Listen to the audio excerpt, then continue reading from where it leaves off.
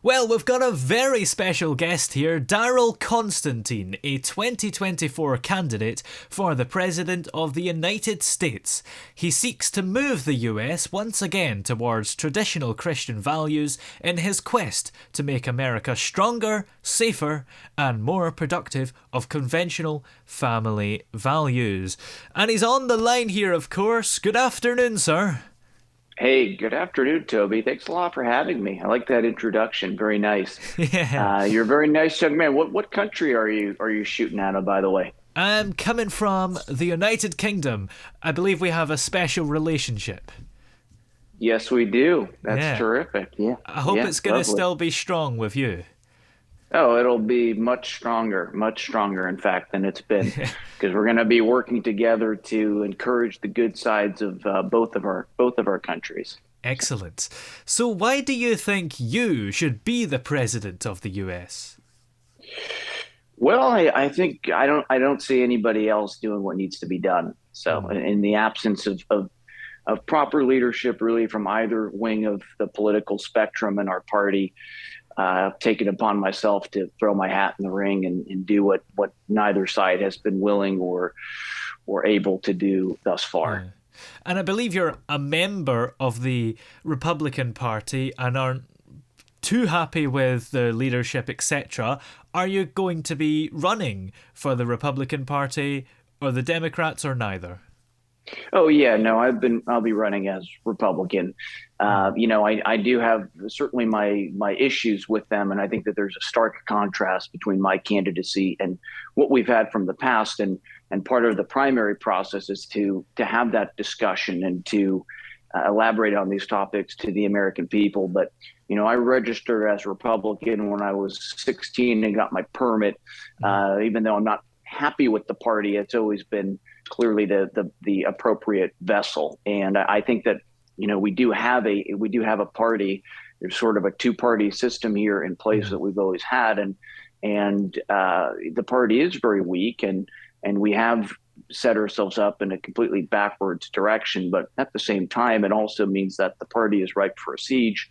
We saw that with Donald Trump in 2016, mm, and I think that the clear, pragmatic thing to do is to, rather than to try and start some new offshoot party that would divide that sort of conservative natural base, to actually take what we have and to turn it into something meaningful and mobilize it towards reclaiming the country, which yeah. we have. And I've made this point for many years now, that we've had many Republican presidents, we've had Republican governors, Republican Congress, all of these things. So the party is competitive in terms of winning. But when you look at the flow of history, the platform itself is a losing platform. So Yeah. we take the fact that we continue to win and to take these seats and take governorships and take the White House, but the thing to do is to actually implement a meaningful platform when we're there. So that's Yeah. kind of one of the central reasons and themes of my campaign. Yeah. And you'd know better than me, but I don't think anything's been confirmed yet in terms of Trump running again. There's been all sorts of rumours and whispers about it. But do you think he might be one of the people you'll be going up against for the Republican candidacy? Well, that's the party is in a wait and see mode, and Mm, everybody is waiting to see what Trump does before they do their own posturing. So I'm not waiting to see what Trump does. I'm running the expectation he's kind of the presumptive front runner, the presumptive nominee. The general mm, feeling is if he wants it, it's probably his. I'm not sure if I really agree with that. I think that he's got a lot of issues, a lot of baggage, and I think that a lot of his so-called friends, people like Ron DeSantis, they're kind of hugging him, but behind the scenes, they're clearly planning their strategy for 2024. So I think yeah. we're going to have, as we usually do, a fairly vibrant discussion. And again, there's a presumption that he'll be certainly starting as the front runner, but he's not the only person that I'm prepared for. I'm prepared for Ron DeSantis, Ted Cruz, some of these other Mm, names. Really, anybody. I think that there's going to be a stark contrast between what we're offering. Even Trump, and I've talked about this in the past before, the rhetoric is different. The behavior is certainly different than what we're used to from buttoned up conservatives. But in a practical sense, the policies not really all that different. So regardless of who it is that we end up going up against, we feel very confident that we have the appropriate solutions. And really, not only that, but we're going to be the only candidate that's offering real solutions to the real problems facing the American people. Yeah. So if you get into the White House, what's going to be at the top of your agenda? Well, you probably know. I mean, first and foremost, we're going to get the LBGT stuff away from the kids. That's going to be item one. I've been very clear on that. That'll be kind of my one issue that I'm non-negotiable on. Everything else, taxes, these things, these are secondary. The first thing is we've got to go back to preserving the innocence of the American children. So that'll be my first agenda item, and that's really going to dictate and inspire a lot of the other things. So protecting children, that's going to be the thing that we use to galvanize the people and mobilize the federal government around doing the types of reforms that we're going to need. But this is going to be far reaching. It's going to include, obviously, academic sector. I think everybody understands that at this point, finally, which is good. But we have the issue of corporate America, and we have the issue of the entertainment industry. And we're going to need to provide much more supervision on both of those fronts. So those are going to be things that I'll be tackling from the executive level. We're going to obviously provide a lot of social reform. I've talked about this. We need a paternal government. We're going to be doing a lot of things to help put the family back together, to encourage the sort of traditional Christian family-centric society that we used to have when we were doing quite well. We're going to be doing things to stimulate and encourage that. So those will be some of the things in terms of the social welfare, social reforms. I think that we need healthcare here. We're kind of the last developed nation that doesn't really have a proper socialized form or nationalized form of healthcare. So that'll be something, and hopefully that won't be too difficult because the Democrats have wanted that for quite some time. Yeah. We're going to have talking about cleaning up the culture, a federal ban on pornography. That's one of the things that I've talked about for many years. We'll be doing that. We're going to have to look at, unfortunately, with the gun violence, we're going to have to really kind of lift up every rock and look at all of the different factors and address those, because first and foremost, people need safety and security. So those are going to be, I guess, some of the things that we'll be certainly handling. But day one, you can certainly expect day one from a Constantine administration, swift and meaningful action to safeguard the innocence of our children from the current globalist agenda. Yeah, that's quite transformative. What is it about the LGBT things that you think is perhaps harmful? Well, I think it's harmful to influence the sexual development of children before they're old enough to have a sexual identity of their own. We want to be going back to certainly on the outside and on the fringes, there is liberties and things occur, but the social tempo that we need to be setting is going back to a society that's encouraging things like chastity and sexual education should be oriented around educating towards the values of saving these things for marriage and looking for proper commitments and relationships for these things. So this is kind of the tempo we want to be doing. We want to be getting away from what we're doing currently, which is we're kind of introducing 5- and 6-year-old children to conversations that this is just totally out of left field. So I think that the question of why do we want to protect children from people that are desiring to impact their sexual development in perverse and deviant manners, I think that that's a little bit self-evident as to why we would do that. I think the better question would be, why in God's name have we been doing something like this? And I do, because the rhetoric on this is, for me, it's a pretty black and white topic. And I do also want to make some allowance here for people, because people do evolve on issues. And this is something that people are going to evolve on very quickly. So I do want to, let people know, like, if you've been going in this direction, it's okay to pause, and you can still come back from this. We haven't come to that point yet where we're prosecuting on these matters. So I would encourage people to take a lesson from history, which is that nobody. I guess I shouldn't say nobody, there's always somebody, but generally speaking, people that we regard as history's villains, they don't think of themselves in those terms. They think that they're doing something good until somebody tells them they're not. And a great example of that in the United States is, we had slavery, which everybody has had slavery in all sorts of cultures. But in the United States, ours has obviously been very well documented. I think everybody knows about that. And, the slave owners, they weren't thinking that they were doing something that in 300 years people would be tearing statues down for, but they are. And this is kind of my message to people. I really step back from this topic, okay? Because I do understand that the impulse is we've been we've been trained to view this. We talk about things like manufacturing consent. We've been trained to look at this from the prism of this is loving and compassion. And, I respect that that's the desire, but let's actually really step back. Let's look at this objectively and ask what we're actually accomplishing.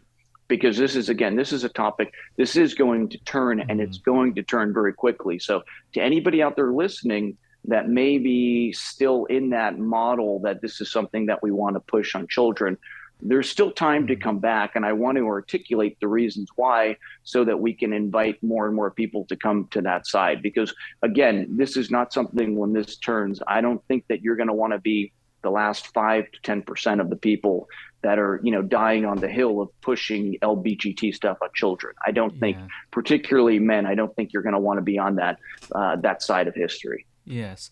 There might be some members of the LGBT community and what I believe is called allies that might be offended by this idea. So how are you going to win them over? And more generally, America is a big country with all sorts of different people. So how are you going to convince everybody to vote for you? Well, you don't have to. You just have to convince 51% to vote for True. you. Okay. And, I guess my thing is I'm not really interested in convincing people that think that pushing sodomy on children is positive. I'm not really interested in their votes. This is also a new thing for Republicans. So I'm not going to do the counterintuitive thing, which is to bend myself into a pretzel to try and get 0.0% of the vote, 0.02% of the vote, or something of that nature. I don't have anything against adults that are living in this lifestyle. It's just, for me, it's a matter of priority, and the innocence of children, that's the top of my list.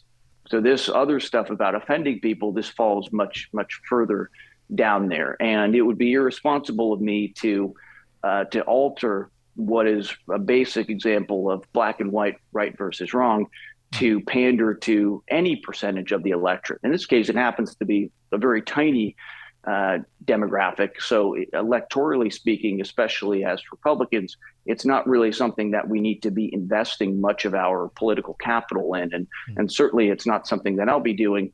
Again, in people's lifestyles as adults, this is all well and good, but that line has got to be redrawn at children. We've really seen a blurring of that. And a lot of people that were sort of okay with this notion of, hey, love is love, and got into that cycle, now they're rethinking it because they're seeing what the obvious consequence of this is, of altering laws in this nature and the impact that has on children. We're recognizing that, okay, we don't want this.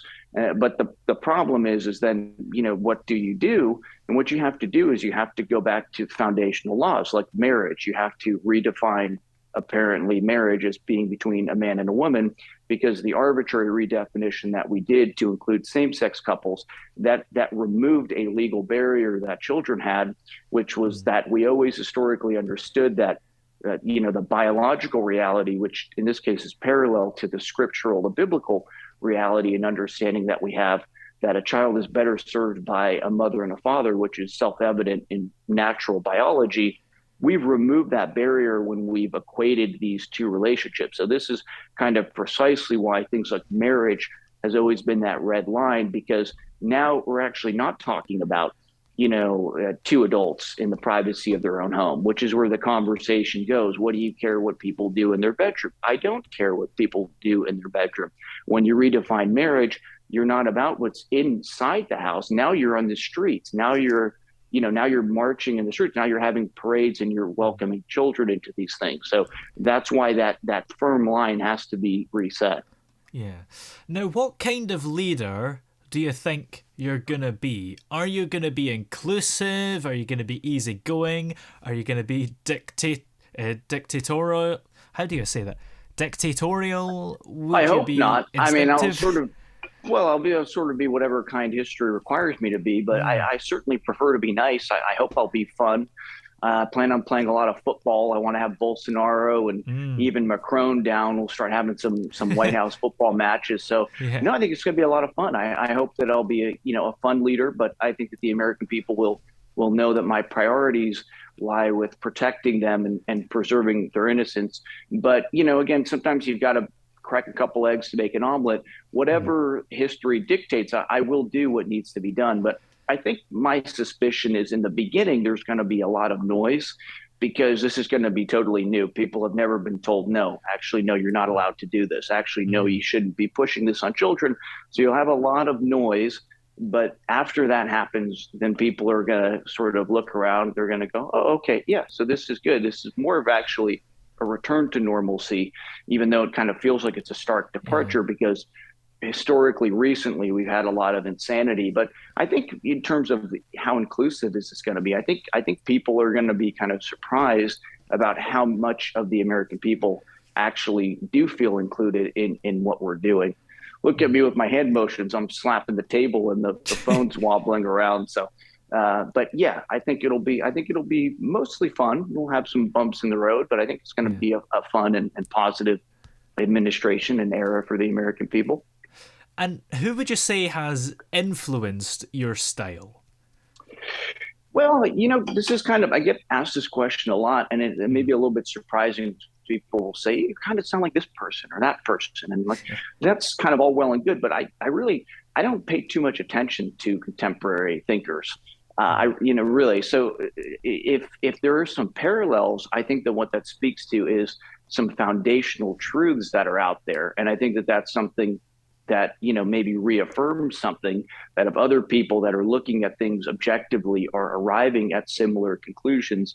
But, who's influenced me? I've been more influenced by, athletes. I was asked in the prior podcast who one of my heroes is, and I kind of forgot. My biggest one is Bill Belichick, the coach of the yeah. Patriots and the architect of the Patriots dynasty. The level of integrity that he has brought to that team, and against a lot of media criticism and just a willingness to stay the course. So I'm more motivated and inspired by people that are actively engaged in things. And really, our political dialogue is it's pretty boring and it's pretty low level.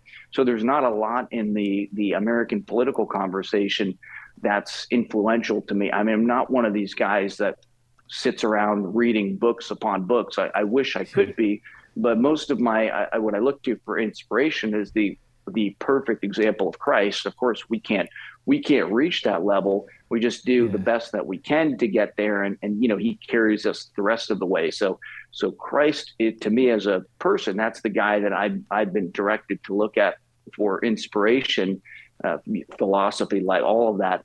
So he's that perfect example. And then kind of things I look to is just like athletes, Romario from Brazil, Roberto Baggio, a lot of Alexander Ovechkin, just always scoring goals. So people like that, these are people that have influenced and inspired me. Yeah. Do you think American politics needs cleaning up? Yeah, I think it certainly needs cleaning up. I mean, these are softball questions, right? I mean, do you think we can do better? Is that the yeah? I think we can do Yeah. a lot better. I think we can be much cleaner, much more transparent, and there are some really disturbing and concerning allegations that are out there about some of the Mm, things that have occurred behind the scenes, bipartisan manner from both parties. And I hope this stuff isn't true, but mm, I think that we want to certainly look at some of these things, and we are going to have to open these things up. And a great example we have is with Trump and the stuff with the documents. And my general feeling on that is this guy's clumsy. So do I think that it's impossible that he did something illegal? No, I don't think that at all. mm, I do think we have an interesting question about, did the Clintons do anything that should be looked into? Did the Bushes do anything? And I think probably all of these guys have things that we need to look into. So rather than kind of playing the violin for Donald Trump, I think that as president, I'll be looking to, okay, let's look at these other administrations too. Let's look at the actions of the Clintons. Let's look at the Bushes. Let's look more into all of these things. And if there are things in there that are of interest to the American people, certainly we'll be wanting to share those. And I Yes. think they're entitled to that. Now, here's a not so softball question for you. How are you going to solve the situation in Ukraine? Well, that's not a softball question at all. I think the first step will be to behave normally as a nation geopolitically, and I think that the United States to the rest of the world, I don't think they know what to make of us. So we sort of look very schizophrenic because one minute we've got this crazy orange man tweeting every 5 minutes. And then, a few years later, we've got transsexual generals and lesbians and soy boys running our military. So I don't think the rest of the world really has any idea what they're going to get from us. So I think it's kind of going to be good to come back to some meat and potatoes aspects and to understand what's going on, to understand some of the concerns rather than courting nuclear war with a nation like Russia. I don't think that we want to be doing that. I think we want to step back and say, okay, what are the problems here? And I think you're going to find some interesting parallels because I think a lot of the tension in that region has to do specifically on some of these topics. Eastern Europe, Russia, they're one of the sort of last parts of the world where they've made it very clear on specifically this topic. We don't want the sodomy pushed on the children. And this is when the geopolitical stuff kind of realigned against them. It's not really a continuation of the Cold War animosity between the West versus the East, although it does continue that historical trend, but it's kind of a reversal of what that energy is. It's not a right-wing hawkish aspect. It's a left-wing desire to kind of take this part of the world that says, no, we don't want to completely disorient, confuse, and humiliate our people. We want to preserve their identity by hook or by crook. And so we have a natural interest in obviously undermining that the way that we're currently aligned. And Ukraine is a very useful puzzle piece in that sense because it's this little country that's right next door with tremendous shared cultural history with Russia. And, we can sort of offer them all of this money, come in with us, join our clique. And I can understand why Russia wouldn't want that. But I also don't condone, obviously, the war actions, specifically with the loved ones that I have over in Ukraine. So realigning and then kind of saying, yeah, we're on the same page, actually. We actually want to go back to a more Christian, a more natural law-based global authority. So I think that we can reopen the conversation in that way and hopefully kind of walk back from where we are. So that'll be, I think, the starting point and the foundation. I think that a big part is to say, look, okay, your part of the world is going to be okay. We're not going to bring this in. And another thing, too, is the formation of a new geopolitical alignment. So the EU, to me, has unfortunately become very rotten and corrupt. And the values that it's pushing are very antithetical to life. And so my sort of plan is to create a new geopolitical alignment based around Christian values. So probably countries like Ukraine and Russia, maybe we can bring them in together into this new clique and say we're going to be on the same team together. So nobody's feeling tension about who's coming over to our side. We've had unintended consequences for both sides. I don't think that Russia wanted millions of lovely Ukrainian women fleeing the country to parts of Western Europe. I don't think that that's the direction that they want. And I don't think that we've wanted our economy to just be completely destroyed. So we're definitely entrenched in it now. And from an interest perspective, even though Ukraine is in the middle of it all, it is sort of become the ground zero for this conflict between a defiant traditional part of the world and this globalist stuff. And they're kind of, I think that our missteps have encouraged them because it's actually benefiting in the sense that the air is being let out of the balloon of the American hubris. And I think that Russia is in no rush to stop that. So a repositioning and a realignment is going to open this conflict up and hopefully to some more meaningful discussions and peace talks. Yeah, that's a different attitude than what most of the world leaders seem to have at the moment. They seem to have this attitude of we've put the sanctions on and we've said strong words, but it doesn't fix itself. No, and in fact, and what it has done, we're sort of impaling our own selves economically because we've been kind of reducing our currency to monopoly money, and I think this is no small secret. And there's kind of this thing, it's like it's too big to fail, so we just keep going, going, going, and everything is plugged into it. But then when you start telling people like, hey, we're not going to give you our paper monopoly money, that doesn't necessarily play out the way that you want it to, because then they say, oh, well, we actually don't care about your paper monopoly money. We operate in oil and real commodities.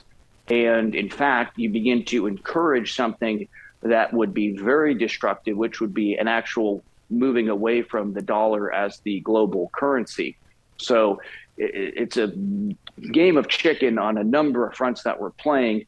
And, we're not really very well positioned to go into something like that. So, and the whole way that we managed it, pantomiming what we were going to do ahead of time, we told Putin we weren't going to do anything to stop him. If he does this, and we think he's going to, we're going to issue him a very big speeding ticket.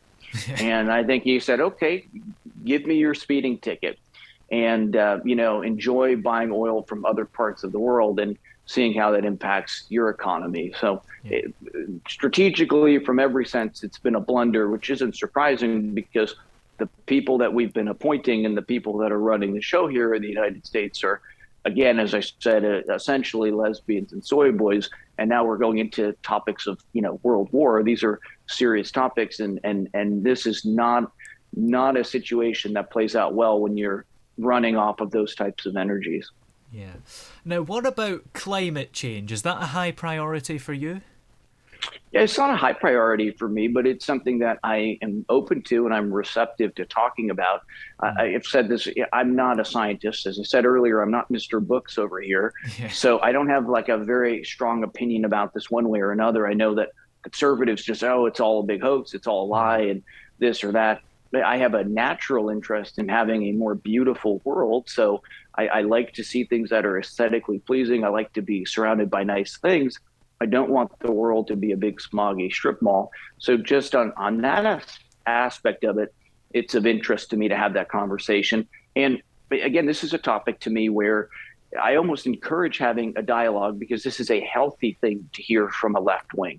When we go into that fundamental thesis about a masculine right wing and a feminine left wing, this is a healthy thing to hear from the feminine side. Like, hey, you're polluting, you're making the world ugly. Well, let's encourage clean energy so that we don't use things up.